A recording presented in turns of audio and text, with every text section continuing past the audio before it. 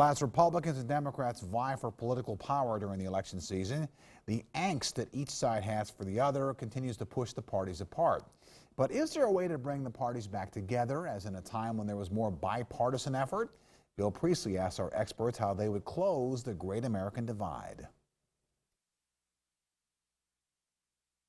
Throughout our interviews, we asked our subjects what solutions they saw that might start to bring the political parties closer together.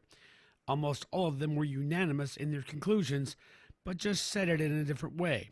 We need to start talking to each other again, face to face. It is impossible to have, as I've found it, to have contempt for people face to face.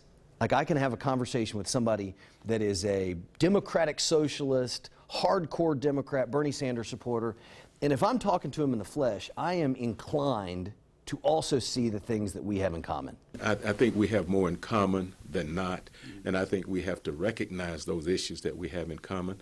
And I think when you work on something together, you see that person as someone that you can work with and that you can get other things done with. And I think that's the biggest piece that we have to bridge a divide in here in Nashville. The solution, of course, is to get more people to participate and more people to vote.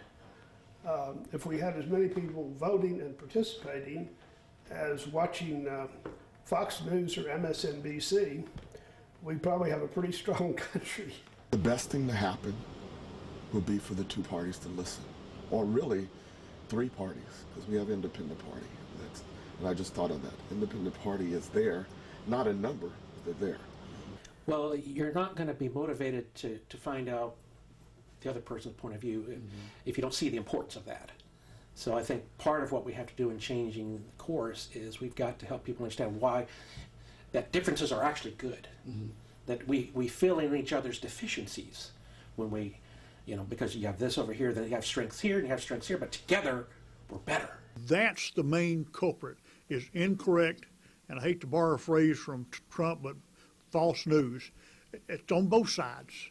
Both sides are guilty of it, and you just have to cut through that and have a little bit of guts to stand up and say, no, I believe what I'm going to believe, and thank you very much. Encouraging people to remember that we now have a generation of students, a generation of citizens, many of them currently college students, for whom this is the only democracy they know. This is the only politics they know. What's going to happen when they become old enough to be the decision makers themselves, if this is the only reality? The rest of us can think back to days where you could talk to people you disagreed with.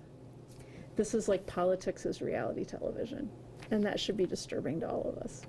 One organization that does just that is called Better Angels, a nationwide group that puts on workshops to help people have conversations about political matters, but have those conversations end amicably. LYNN HEADY is the organization's coordinator in Tennessee. We'd like people to come together with differing views. We'd like them to look for some common ground. One of the things our members say, and I do as well, is if we wait for government to do it, we're going to be waiting an awfully long time. It's an organization that puts civility over party and has the backing of groups on both sides of the political spectrum. It may be in their family. I have a brother-in-law that I can't speak to, and being around the Thanksgiving table is really uncomfortable. So they come to Better Angels to be equipped with the kind of skills that they need to make for good civil conversation. Often what they learn, and I can say this personally, is that I was contributing to it. Some of the ways in which I was initiating or entering into a conversation were not the best ways to elicit a good conversation. And so I've learned, I think all of our angels have learned how to approach a situation, when do you approach it, and they had that desire to really make that happen. The 2020 election is 8 months away, and there will be plenty of time to open conversations and arguments on political subjects. Regardless of the election's outcome, a political divide will still exist in this country, and its citizens will determine whether or not that divide increases or decreases over time. Reporting for News 12 Now, I'm Bill Priestley.